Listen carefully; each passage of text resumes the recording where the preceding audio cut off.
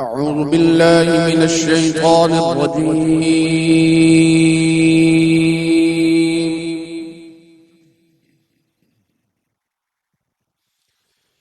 بسم الله الرحمن الرحيم.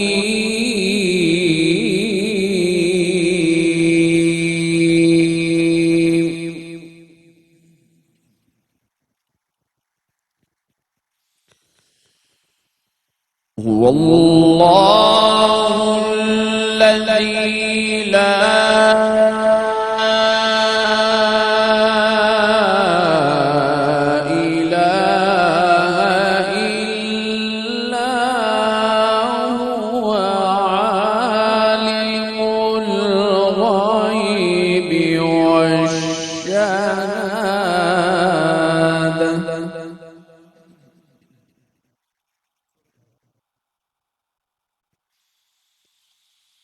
هو الرحمن الرحيم.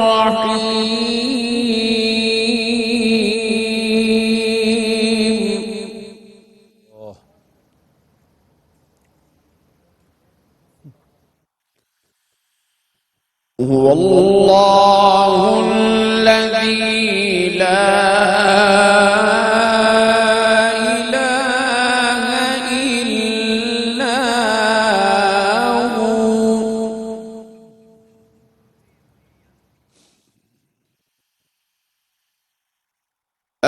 الملك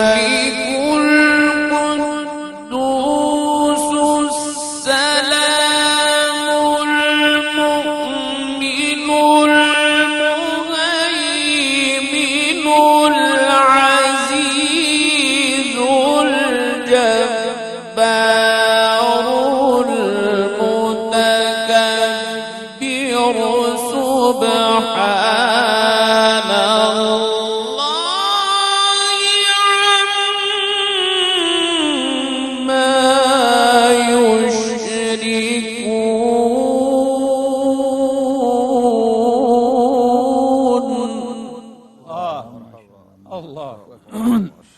الله أكبر.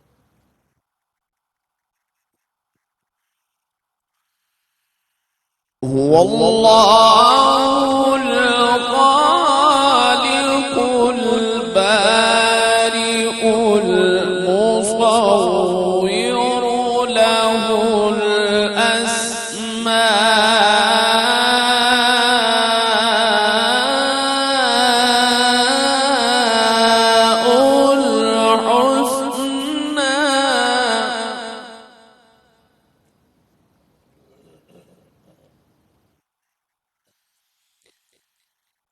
يسبح له ما في السماوات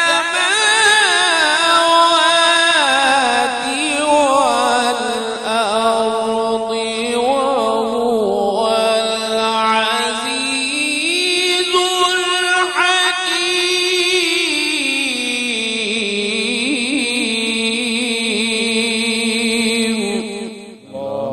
الله أكبر.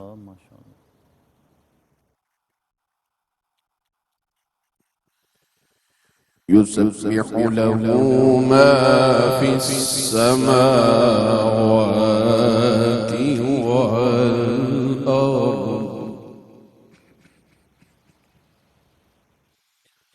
وهو العزيز الحكيم.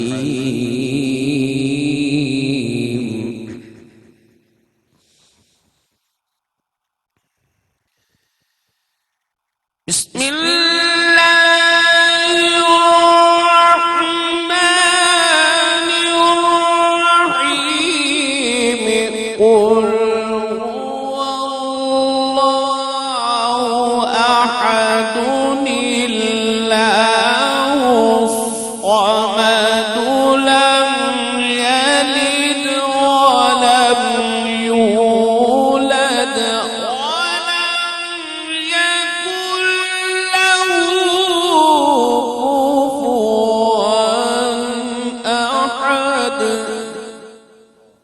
بارك الله. لم يلد ولم يولد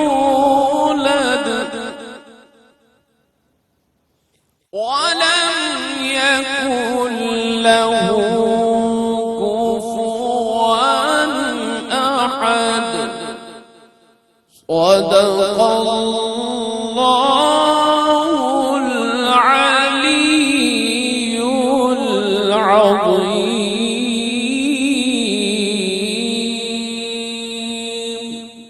بسم اللہ الرحمن الرحیم. الحمدللہ رب العالمین والصلاة والسلام علی سید الانبیاء والمرسلین وعلی آلہ وصحبہ اجمعین.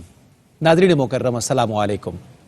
رحمت سحر میں پروگرام حقیقت ایمان کے ساتھ داتا کی نگری لاہور سے ARYQ TV پر آپ کا میزبان صفدر علی محسن حاضر خدمت ہے. ناظرین مکرم، حقیقت ایمان میں ہماری آج کی دوسری نشست میں ہمارا عنوان گفتگو ہے عقیدہ توحید، یعنی وہ عقیدہ جو تمام عقائد کی بنیاد ہے، تمام عقائد کی جڑ ہے، منبع ہے، مصدر ہے اور سرچشمہ ہے. اسلام کی پوری عمارت اس عقیدے پر کھڑی ہے. ہمارے اکابر اور اسلاف نے پہلے دن سے اس عقیدے کو سمجھانے کے لیے بڑی محنت کی ہے، بڑی قوت اور طاقت صرف کی ہے. انہوں نے ایسی ایسی مثالیں دی جن کی تاثیر اور افادیت سے آج تک کا عرصہ حیات مہک رہا ہے. امام الائمہ، امام اہل بیت حضرت امام جعفر الصادق علیہ السلام کے پاس ایک زندیق اور ملحد شخص آیا اور وجود باری تعالیٰ کا انکار کرنے لگا. امام نے اسے سمجھانے کی غرض سے سوال کیا کہ تم نے کبھی سمندر کا سفر کیا؟ کیا کشتی پر کسی سمندر کا سفر کیا؟ اس نے جواباً کہا جی ہاں.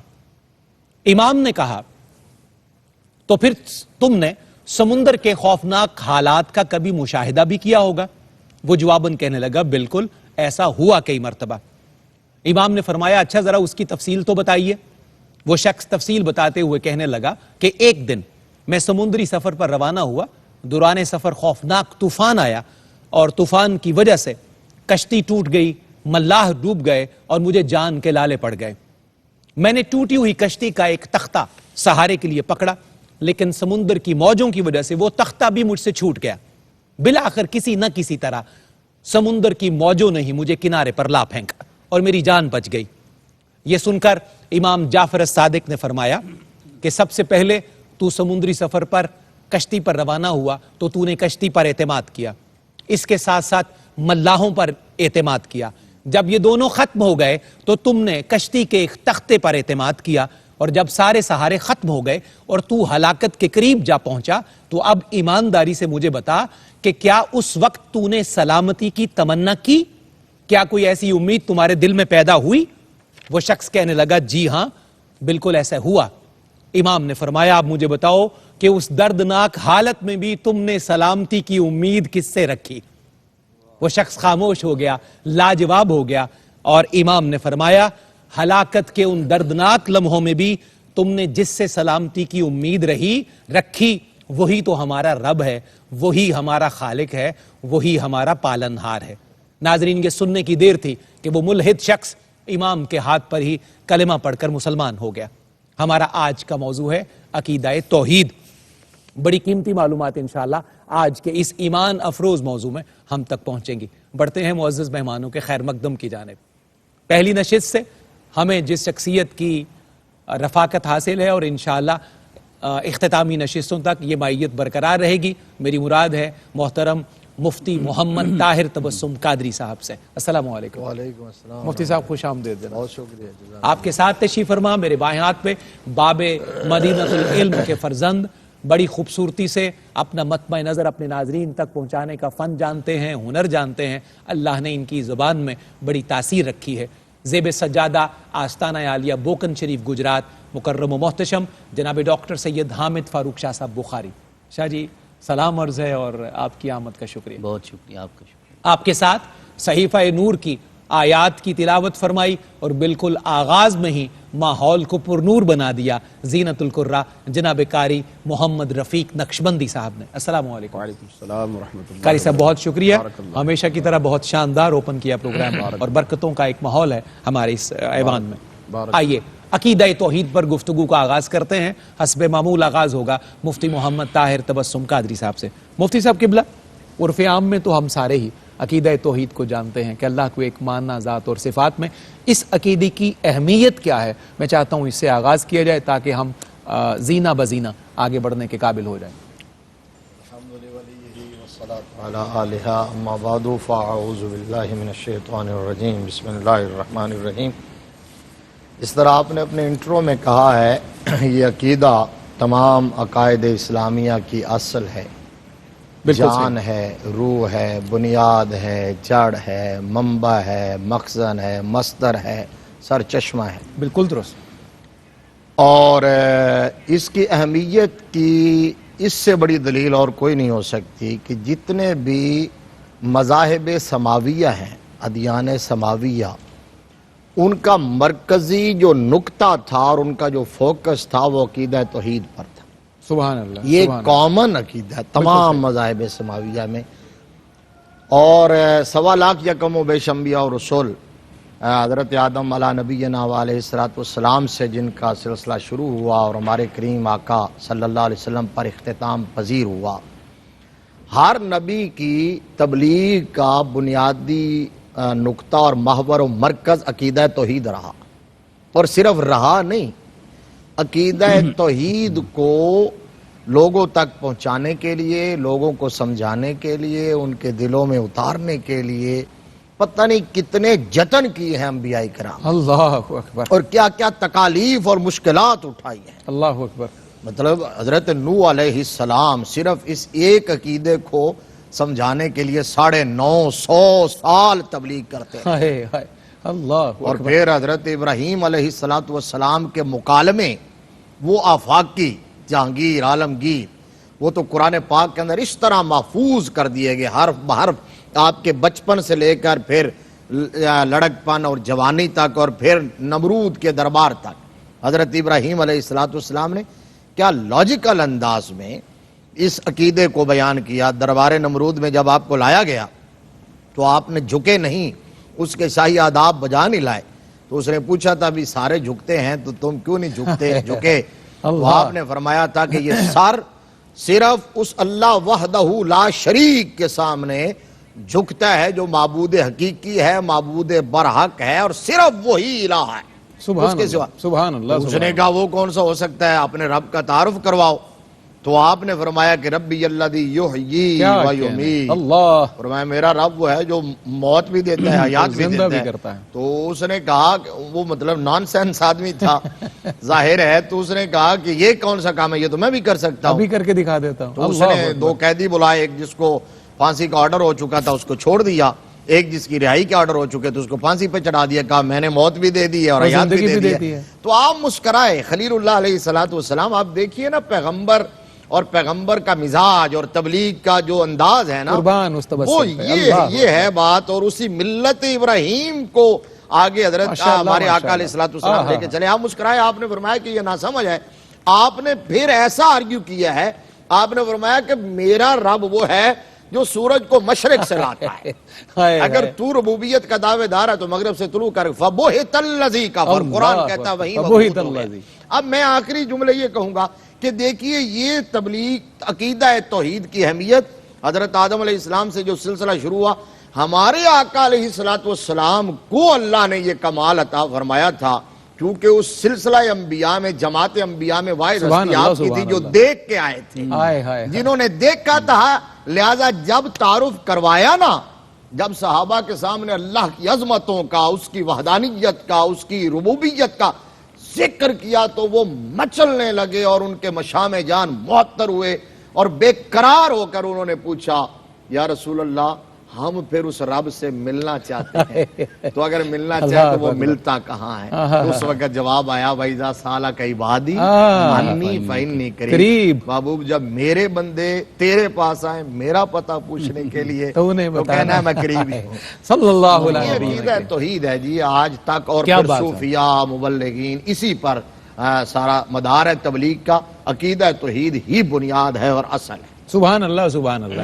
ناظرین کیا خوبصورت آغاز ہوا ہے عقیدہ توحید پر گفتگو کا۔ سلامتی ہو مفتی صاحب پر، اور جب انہوں نے ذکر کیا سیدنا ابراہیم علیہ السلام کے تبسم کا، اللہ اکبر، کیا کہنے، اور اس تبسم ابراہیمی پر بھی ہمارا سلام ہو کیونکہ الحمدللہ ہم ملت ابراہیمی کے فرد ہیں.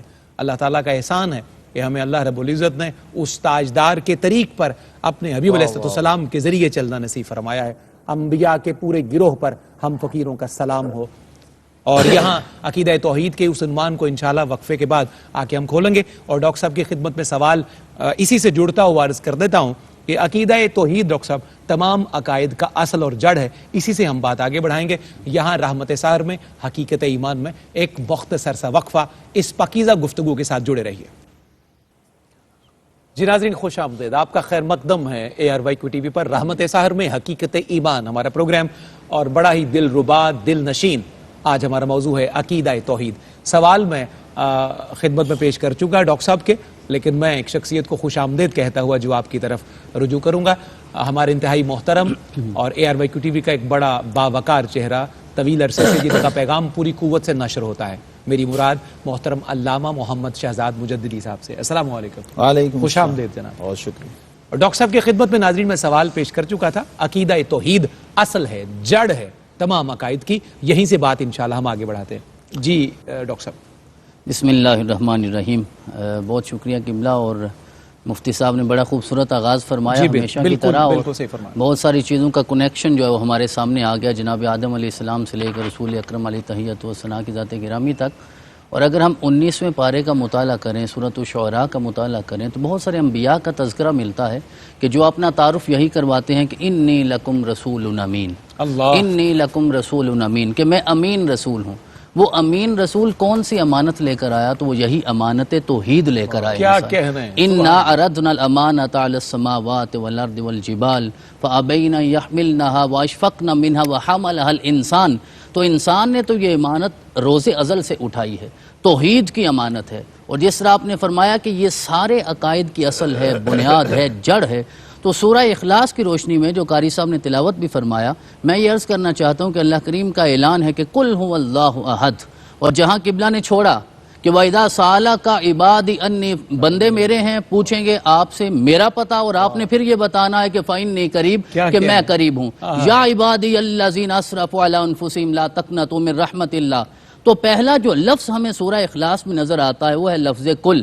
اور سارے یہ جانتے ہیں کہ یہ ہے سورہ اخلاص، اور اسے اس لیے سورہ اخلاص کہا جاتا ہے کہ اس میں خالصتاً توحید کا مضمون ہے، اس کے علاوہ کوئی اور مضمون بیان نہیں ہوا. لیکن جو پہلا لفظ ہے وہ لفظ کل ہے، اور لفظ کل یہ عقیدہ رسالت ہے، یہ واسطہ رسالت ہے. مطلب اس سے ہمیں یہ پتہ چل گیا کہ توحید کا آغاز جو ہے وہ عقیدہ رسالت سے ہوتا ہے، جناب رسول اکرم علیہ تحیت و ثنا کی ذات گرامی سے ہوتا ہے. اور سورہ اخلاص میں توحید کے 7 ارکان بیان کیے گئے ہیں. سب سے پہلے تو واسطہ رسالت کو ہمیں سمجھنا چاہیے، کیونکہ رسول اکرم علیہ تحیت و ثنا کے واسطے کے بغیر، جس طرح قبلہ نے یہ ارشاد فرمایا کہ جتنے سماوی ادیان ہیں یا سامی ادیان ہیں یا جنہیں سمیٹک ریلیجنز کہا جاتا ہے، ان میں توحید بنیاد ہے. لیکن عقیدہ توحید اس سے تھوڑا مختلف ہے. عقیدہ توحید اللہ کو ایک جان لینا کافی نہیں ہے، وہ آپ کا علم وحدانیت اور علم وحدت تو ہو سکتا ہے، عقیدہ توحید نہیں ہو سکتا.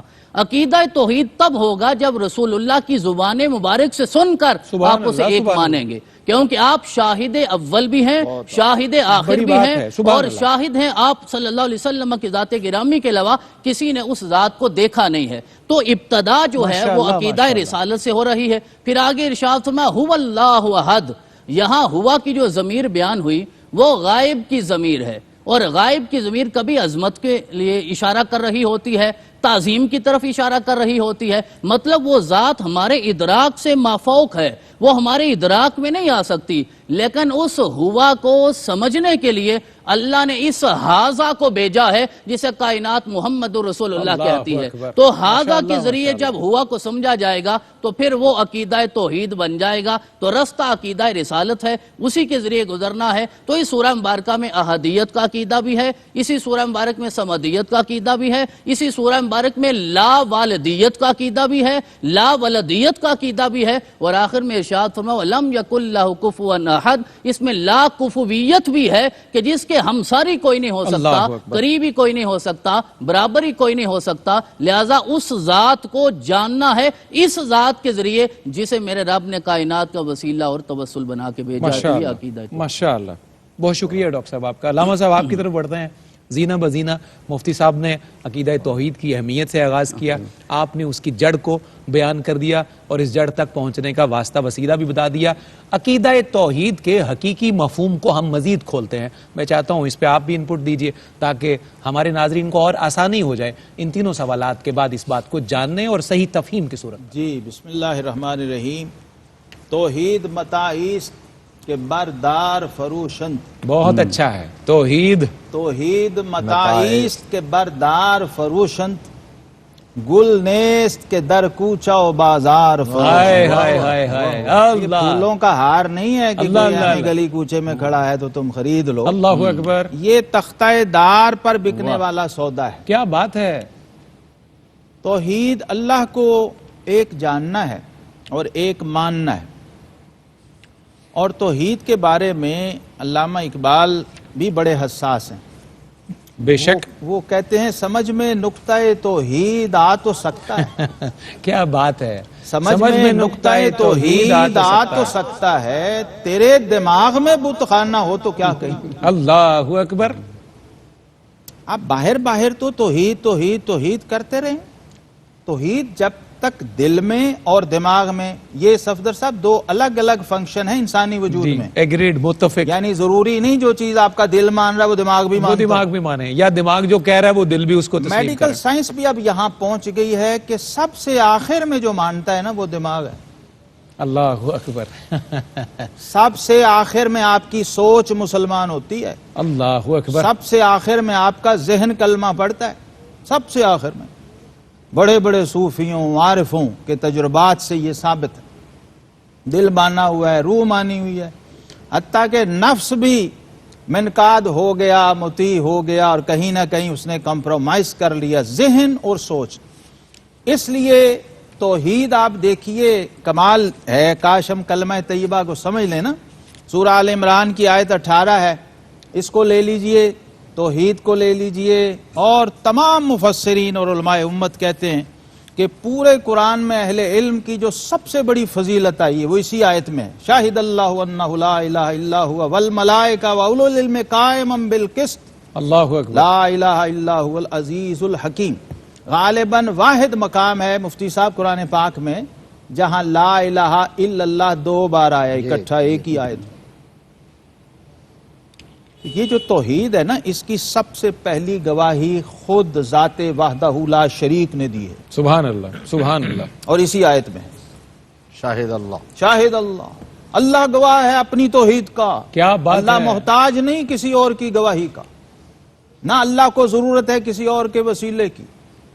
یہ جس توسل کی ہم بات کرتے ہیں وہ ہمارا پرابلم ہے، ہماری مجبوری ہے، وہ ٹیکنیکل مسئلہ ہے، لأن رسول برزخ بین الخالق والخلق، کیونکہ اللہ نے رسول کو خالق و مخلوق میں وسیلہ بنایا ہے، تو اللہ کو ضرورت نہیں تھی، اللہ اکبر، تمہاری مجبوری تھی، اللہ تمہارا پرابلم تھا، تمہیں وسیلہ درکار تھا، عبد و معبود کے مابین کوئی برزخ چاہیے تھا تاکہ تمہیں تفہیم ہو، سمجھ آئے، اور جب تم گواہی دو تو پھر ذوقن دو، بہت اچھا ہے، حالن دو، حالند، اور ساتھ ساتھ جو شاہ صاحب نے بات کی، ہم گواہی نہیں دے رہے نا، ہم کوالیفائی کرتے ہیں صفدر صاحب، گواہی کی شرائط ہوتی ہیں، بہت اچھا ہے، 2 شرطیں ہیں۔ جی آپ سب سے بڑی 2 ہی شرطیں ہیں، پہلی کیا کہ موقع پہ موجود ہو، دیکھا ہو، اور دوسری کیا سنا ہو، موقع دیکھا ہو، بالکل نہیں ٹھیک، موجود ہو ہو اور دیکھا ہو، یہ دنیا کی عدالت میں بھی یہی قانون بالکل ہے، ایسا ہی، گواہ نہیں بن سکتا، حاضر نہ ہو اور ناظر نہ ہو، بالکل ٹھیک، موقع پہ موجود ہے، حاضر ہو گیا، موقع دیکھا ہے تو ناظر ہو گیا۔ تو اب ہم کیا کر رہے ہیں، یہ جو سورہ اخلاص میں کل کا راز ہے نا، یہ صوفیوں نے کھولا ہے، کیا بات کہ ہے، کل کی ضرورت کیوں پڑی، اللہ وہ اکبر، اس لیے پڑی کہ تم گواہی کے تو قابل نہیں ہو، نہ موقع دیکھا اور کوالیفائی نہیں نہ کرتا، موقع پہ موجود، تو صرف ایک ہی ذات رب نے اور ایک ہی مازاق کی آنکھ ایسی رکھی جو موقع پہ موجود بھی تھی اور موقع دیکھا بھی تھا۔ اللہ سو اکبر، اس ذات نے جب آ کے کہا اشہد اللہ الہ الا اللہ، تو ہم نے کیا کہا کہ بن دیکھے خدا کو جو خدا مان لیا ہے، ہاں بن دیکھے خدا کو جو خدا مان لیا ہے، ایک دیکھنے والے کا کہا مان لیا، کہاں مان لیا، ماشاءاللہ ماشاءاللہ، ہمارا لا الہ الا اللہ محمد رسول اللہ صلی اللہ علیہ وسلم کے ارد گھومتا ہے، ارد گرد، اور اس سے مشروط ہے اب قیامت تک یہ ہوا، ماشاءاللہ، پہلے ماشاءاللہ۔ نہیں تھا، اب کر دیا گیا، اور یہی ختم نبوت کا اصل مطلب ہے۔ سبحان اللہ۔ اس لیے علامہ کا ایک اور مصرع مفتی صاحب دیکھیے کیسا ہے ختم نبوت کے حوالے سے۔ علامہ اقبال کہتے ہیں اے کہ بعد از تو نبوت شد بہر مفہوم شرک، کیا بات ہے، اللہ اے ذات تاج ختم نبوت والے آقا، آپ کی ذات اور آپ کی شان ختم نبوت یہ ہے کہ آپ کے بعد نبوت کا ہر دعویٰ شرک ہے، شرک ہے، اللہ اکبر۔ کیونکہ آپ کی ختم نبوت کو چیلنج کرنا وحدہ لا شریک کی توحید کو چیلنج کرنا، سبحان اللہ سبحان اللہ، ماشاء اللہ۔ ہمارا ماشاء عقیدہ توحید یہ ہے۔ اللہ۔ کیا کہنے علامہ صاحب، سبحان اللہ سبحان اللہ۔ جو بات قبلہ مفتی صاحب سے شروع ہوئی، ڈاکٹر صاحب تک پہنچی اور جناب علامہ شہزاد مجددی تک گئی، تو شرح کے ایسے دروازے کھلے ہیں کہ اس پر سبحان اللہ ہی بندہ کہہ سکتا ہے۔ اور علامہ کے اشعار میں تو سبحان اللہ، اس میں ہمارا نشہ دو آدشاہ ہو گیا مفتی صاحب کے بعد۔ سبحان اللہ بھی کہہ سکتے اور ماشاء اللہ بھی کہہ سکتے ہیں۔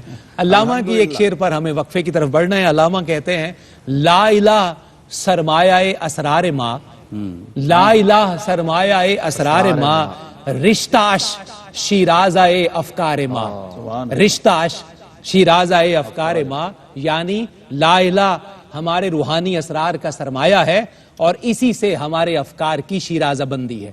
رحمت سحر میں، حقیقت ایمان میں ایک مختصر سا وقفہ، اور اس ایمان افروز گفتگو سے انشاءاللہ چند لمحوں کی انقطاع کے بعد پھر آپ جوڑتے ہیں۔